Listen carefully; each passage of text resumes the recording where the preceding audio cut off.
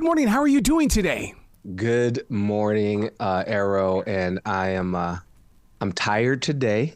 I'm having a really tricky week, if I'm gonna be honest. Just lots of obstacles showing up in my way, including an airline I will not name. It rhymes with Shamerica.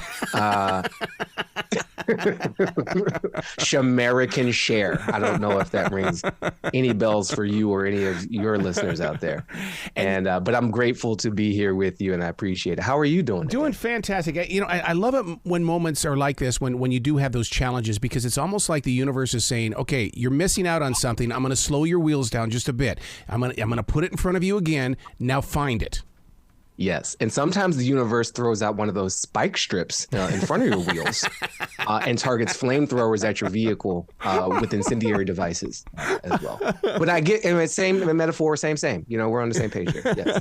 The universe can be a real pain in the booty. Yes, absolutely. That's when you say, okay, what are you looking for? Come on, I'm here. I'm present. I got my pen. What do you want? Literally, dude, I was screaming at them like, why? Why is it happening to me? And then, I feel a little bit selfish saying that because there's a lot of people going through a lot that's way worse right now. Well, that's what I was going to ask you about. Maybe there's something that's preparing you for that, so that when you bump into that person, you're going to say, wow, my world really isn't as bad as it, what I think it is, but now I can have compassion for you, and I'm a better listener for it. Yeah, and it's that's a really healthy way to look at it, and it's one that I'm trying to practice. I've certainly preached it before. Certainly preached it. So this is also like my sermon's coming back at me. Are you doing the things you telling other people That's to do? Right. And so the fact that, I'm inside of a home that has power and isn't flooded or frozen or burnt out, that I got food in the fridge and this crispy, beautiful sounding microphone to speak with you. I'm doing all right. I'm so glad that you brought up the microphone because, as you jump into season number 4 of How to Citizen, it really is about those that reach it in their moment of now, which could be today or it could be 6 years from now. But you're putting something out there that is very effective to the future listener. Wow. Thank you for saying that. That's literally our goal. We want to affect the future. We want to remind the people who listen to our show that they can affect the future. I think a lot of us feel powerless. A lot of us are told we are powerless. We see banks fail, and we see superheroes come in and rescue, and it can be a little bit of a reminder. There's those with power and those without. Yeah, and that's not really true. It's true if we believe it, just like a dollar has value is true if we believe it, but based on elemental basic laws of physics, a dollar means nothing. The universe don't know nothing about no dollar. But we agree to the fiction so deeply that we're willing to show up to a place called work to earn it. Yeah. And our landlords and mortgage companies accept it as compensation for us to stay with a place to live, and we can get food for it. It's wild, how powerful our minds are and what we choose to believe. And so I think we can choose to believe, and in this case, remember that we're powerful and that we live in this system, predicated on people power. That's literally what democracy breaks down to. And so we have a lot of ways we can exercise that power. And what we do with our show is try to remind people of that by showing them through our guests who are doing amazing things, sometimes huge and beautiful, sometimes small and beautiful, always beautiful, that there's ways to wield our power that serve us not just individually, but collectively. There's ways to show up in our communities. There's ways to invest in relationships and not just be transactional about everything, so that we can interpret this word citizen, which has been so used to separate us from each other, from the natural world and the planet, and instead use it to build a bridge between us and to invite us all into our power to shape our future. You bring up such a beautiful point because the city of Charlotte just recently, it was last week, announced that they finally, after all of these years, have realized that I-77, which went through a neighborhood in Charlotte, divided the people. And now they're going to spend millions of dollars to get these citizens back together again. But something as simple as a highway, which was needed, divided the people. So we built it, right? We took a metaphor and we made it actual. Mm-hmm. And every city, every community, most communities, I should say, have a version of that. Whether it's we've dammed a river, we've built a highway, we've destroyed a neighborhood to build a highway. Mm-hmm. And we know the texture and the economic resources of the people who get bulldozed by that infrastructure. And we take our great capacity to create and we use it to destroy. And we don't have to do that. We can build different types of connectivity and different types of infrastructure. So we have a lot of people on this season who I'm so excited about, including North Carolina resident, which is the most specific way to refer to her, Adrienne Marie Brown. She's a facilitator, author, activist, beautiful human being, and she lives in Durham. And she is the kickoff to this season, reminding us of ways that we can citizen in much more local, like even in our household level ways, which I think is so important because a lot of us feel frustrated at our inability seemingly to affect the quote unquote real power. What Washington's up to, what New York is up to. And it's like, what are we up to? What are you up to right now in your home, with your child, with your partner, with your family, with your employees and your colleagues? And how can we start practicing a way of relating to each other that we want to see our quote unquote leaders exhibit toward each other and toward us? Yeah. Because we create them. Right? They emerge from our schools and our churches and our sports, teams and our extracurriculars. And so how we show up in these small places is how, we show up in these big places too. Your podcast does something that most don't. You go the extra 100 miles by featuring the blog in there with how you should reflect on the message that's being received in the podcast. How can you be informed even more, politically participate? I mean, for readers and listeners, they're two completely separate people, and they're going to get a lot when they even just read your blog. Thank you for that, man. You've really done some homework. That's more than most. I'm gonna give you some extra points for this one. 5 stars when the radio hosting app shows up in my feed. We have this way of looking at citizen as a verb that says, look, it's 4 things. You show up and participate. Yep. You understand power and all the different ways we can wield it, which is a lot more than voting for other people to exercise power for us. It's important, but not everything. We invest in relationships with ourselves, with others, and the planet around us, because there's no separation between these things. And we value the collective self, not just the individual self. And what you're referring to with our, each episode of our show, and we're at over 50 episodes now, we have these detailed show notes. Mm-hmm. And we always leave people with things they can do. I'm not just about philosophizing. Though I did major in philosophy in college, I also, want people to feel this and practice this. Like, democracy cannot be an intellectual idea. It's got to be a verb. It's got to be a practice. And so with any kind of practice, we need some exercises, right? We need to get our reps in. A lot of our muscles have atrophied because no one's asked us to do anything other than shop. And so we offer 3 ways in. We say, look, you can reflect just to yourself. It's like a single player mode on a game. You don't need any friends around you. You don't need to coordinate no conference calls, knock on no strangers' doors. This is just you, yourself, and you thinking, giving time to consider. So that's the personal reflection. Then we said, look, we all got some gaps in knowledge. Being woke, I think, is preferable to being asleep. I'm still not going to sign up for a pejorative interpretation of that word. Oh, you want people asleep at the wheel? Okay. But I also think there's risk in declaring oneself woke because no one is fully awake. We all have some level of dozing going on. And so we all have something to learn. And so let's go be open about that, be generous with ourselves and humble. And let's get more informed. So we give people some research, some article you can read, some other podcasts you can listen to, and then publicly participate. This is, do something with others. And again, it doesn't have to be a voter registration drive, though I encourage that, especially in the great state of North Kakalaki. But it can be participating in your community in some way.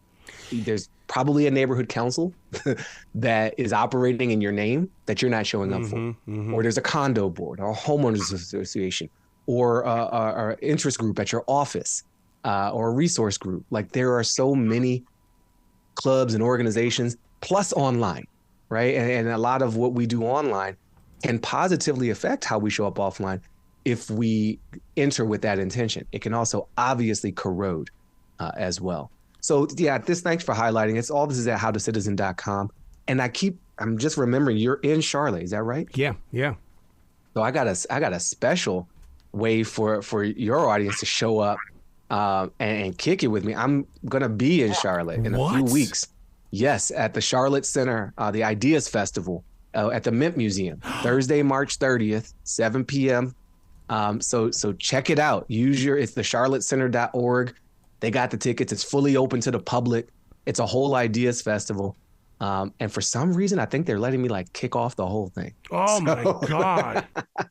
Yeah, so we can continue this conversation in real life. Well, I hope when you come to Charlotte, you get to sit down and spend some time with Braxton Winston. My God, this guy is such a force in this city. He's an everyday man who said, look, I am part of your community. And now he's mayor pro temp. This guy has really grown into somebody who is going to be a major league leader. And what's so funny is that everybody keeps asking, are you gonna run for mayor? He says, can we just deal with what's going on right now? Can we just be present? And so, I mean, but I hope you get to meet Braxton when you come. Well, now that you've put it out there, I'm sure I will. And thank you for that tip, because I was literally like, well, I know people in Raleigh, Durham. I don't know that I know people in Charlotte. Yeah. Well, now I know you, and I'm about to know Braxton. So we got a little party. In this way of the world right now, it almost feels like human rights are being unrespected, that people are going, look at the way that the Russians are treating the Ukrainians. And it's like nobody's doing anything about it. And we feel like, well, if they're not going to do anything about it, well, then I'm not going to do anything about my community. And that is a bad reflection. It is. I cited Adrienne Marie Brown earlier. She reminds us of the lessons we can learn from fiction, and also from actual science. Science fiction and science fact. And one of the science facts that's true is there are these patterns. You've probably seen them in beautiful repeating pattern art, reflective of the concept of a fractal. Basically, a pattern repeats at a really small level, is also represented at a really large level.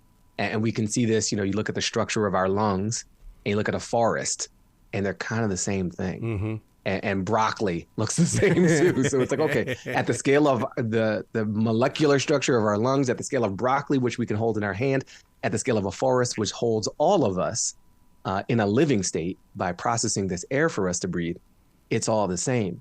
And so what we see over there, what we experience out there, to some degree, we also experience in here. Mm-hmm. And we're porous, right? That stuff can affect us and how we show up. The way a parent's behavior affects how a child believes they can show up, and vice versa. The way we show up can affect what we see happening in the world, because we are in part creating that world. And so I want to acknowledge that, yes, the world feels like it's getting more coarse and harsher. And so that's an invitation for us to be more loving and softer with each other, to try to shift the direction and the momentum of that which we perceive into that which we want to perceive. And so that's a level at which we can approach these things. There's also are you voting though? And we need to do all of it. We need to be asking how we're spending our money, but also, is infinite growth the best model for measuring the success of an economy? When we apply infinite growth to cells in a body, we call that malignant cancer. And we do everything we can to shut that down, because it will destroy the host. But when we think at the level of economies, we encourage it absolutely without limit. And we are realizing that the planet has limits, that we have limits. And so we've unleashed an infinite resource burning growth model on a finite planet. And we're experiencing the results of that contradiction.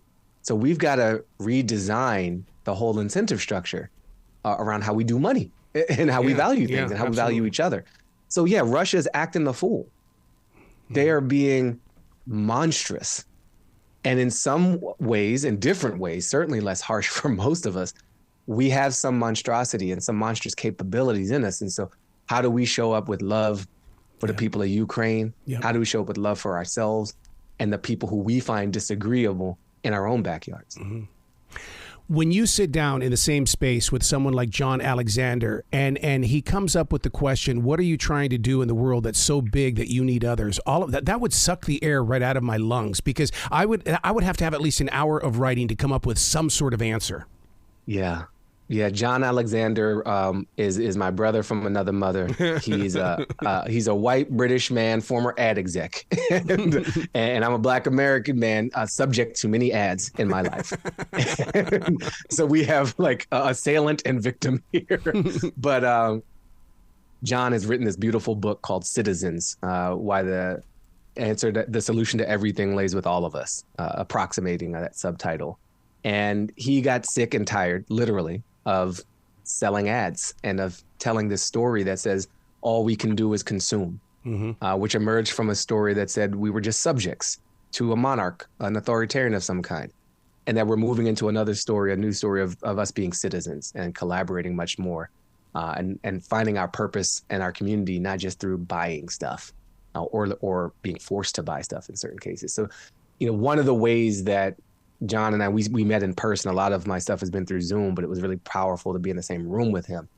Is he said what you just said. One of the ways we can citizen is to ask ourselves, what's something that I'm trying to do that's so big that I need someone else to help me do it. Mm-hmm. That when you ask a question that way, because we're all propagandized to believe we're alone, that we have to pull ourselves up by our bootstraps, that when we don't make enough money, it's our fault, that when we get sick, it's our fault, that when we're doing badly in school, it's our fault. Not that, we should have a study group. We should have a healthcare system which doesn't punish people for being temporarily unemployed, right, or burden an employer with the healthcare of their workers. What kind of paternalistic setup is that anyway? So, like, I employ someone. I don't want to know about this person's health situation. It's literally none of my business, but the government forces it to be my business because we're not collectively taking care of all of ourselves. And we could choose something different. So that's getting big and drifty. It might be as simple as, for me, I had a problem with the gate on my front yard. It was busted and I need to rebalance it. And I'm very strong. I'm proud of my strength.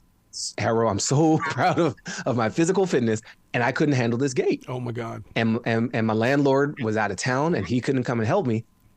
So this was a problem so big that I needed some help. And I could have hurt myself trying to do it by myself. Instead, I asked the neighbor. And he said yes. And now there's a new connection, there's an excuse. And when we ask someone for help, we're also giving them something. We're giving them our trust. We're giving them our vulnerability. We're giving them an opportunity to be a part of our lives, even in something as simple as helping lift a gate, or raise a barn, or bring in a crop, or build a bridge, or remove a highway separating a city from itself, or grow a garden and feed people. There's so much that we could do because we need each other to do it. And building that muscle, right? We can buy stuff all day long by ourselves. We can't build things worthy of us by ourselves. And so that's what I heard in John's invitation. And we've encouraged our listeners to practice that in ways big and small, which is the theme of our season. We got to go big, but we got to go small. We got to go small because I want this to be accessible. And I don't want people to feel like I need a PhD in political science or I have to be a Federal Reserve Board governor to affect change. You don't have to be a senator. You don't have to be a mayor pro tem. Yeah. You just have to be you. That's it. In community with others. That's it. You've got to come back to this show anytime in the future. I need more time with you, not just 20 minutes, man. I need some serious time with you. Well, I've really enjoyed this time with you, and let's stay in touch about my Charlotte visit. Maybe we can reconnect sooner than either of us anticipate. Well, you just planted it in the universe, so let's make it happen. All right, Arrow. You be brilliant today, okay, sir? You stay brilliant. Thank you.